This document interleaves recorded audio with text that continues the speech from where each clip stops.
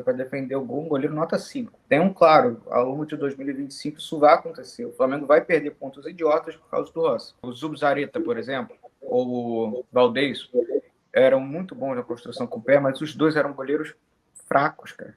Mas eles sempre foram os goleiros ali importantes do Barcelona, porque era muito importante o Barcelona construir com o pé desde trás. Então, pelo modelo de jogo do Felipe, a gente espera que ele siga o técnico, porque também tem isso, né? Se os resultados não vierem, se alguma coisa der errado, se o Flamengo cair numa Copa, o Flamengo tem que bancar o Felipe. O caso do Varela, eu acho que é o seguinte, eu acho que ele pode muito bem como lateral invertido. Mapeia bem os espaços, intercepta muita bola, o que para um time que quer pressionar o tempo inteiro é muito bom. Eu acho que ele iria muito bem no Palmeiras. O problema é que ele acha muito pouco passe-chave. Nesse sentido, eu me lembro um pouco o René. Ele não casa com a proposta. É diferente do Rossi, né? São jogadores de nível, acho que parecido, mas o Varela não casa com a proposta do Felipe e o Rossi casa.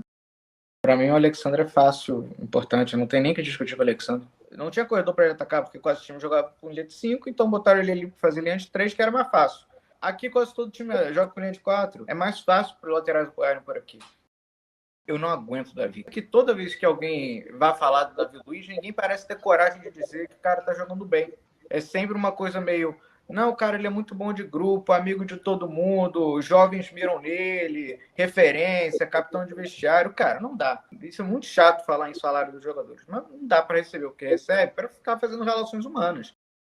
O Ortiz no banco com o Tite não era menos bizarro do que o Arrascaeta no banco com o Abel Braga. Forte aqui da declaração polêmica, ele está entre os melhores zagueiros do mundo. Mas o Flamengo deu uma cagada do cara matura tarde e o cara tá no futebol brasileiro. Porque senão ele estaria num time de ponta da Europa. Léo Ortiz melhor do que o Rodrigo Caio. É muito melhor, gente. É muito melhor. E eu adoro o Rodrigo, mas o Léo Ortiz é um estranho. Ele é o melhor jogador que eu vi pelo Flamengo ao lado do Felipe Luiz e do Everton Ribeiro.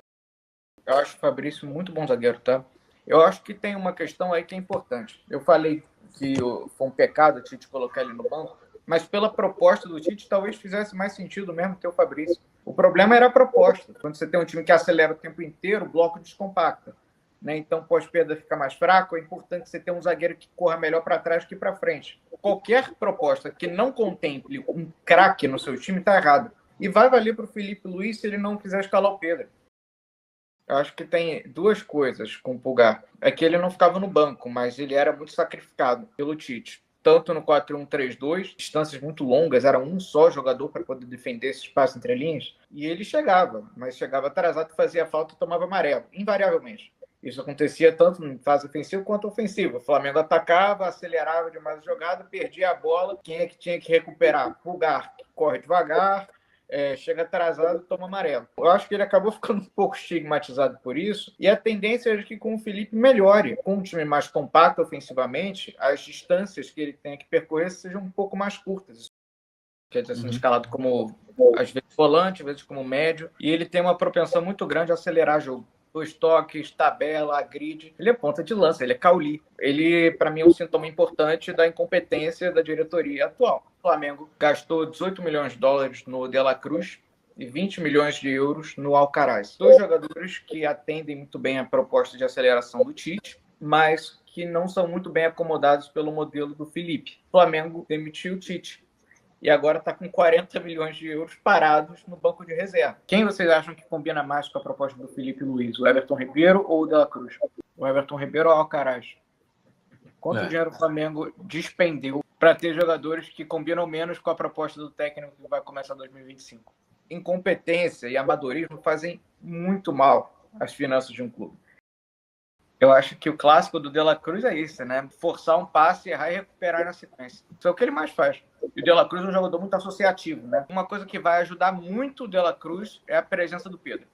Porque ele vai ter uma referência de ataque ali importante de um cara que sabe jogar de costas. O melhor reforço para o Flamengo, da perspectiva do De La Cruz, vai ser a volta do Pedro. Para mim, ele é importante.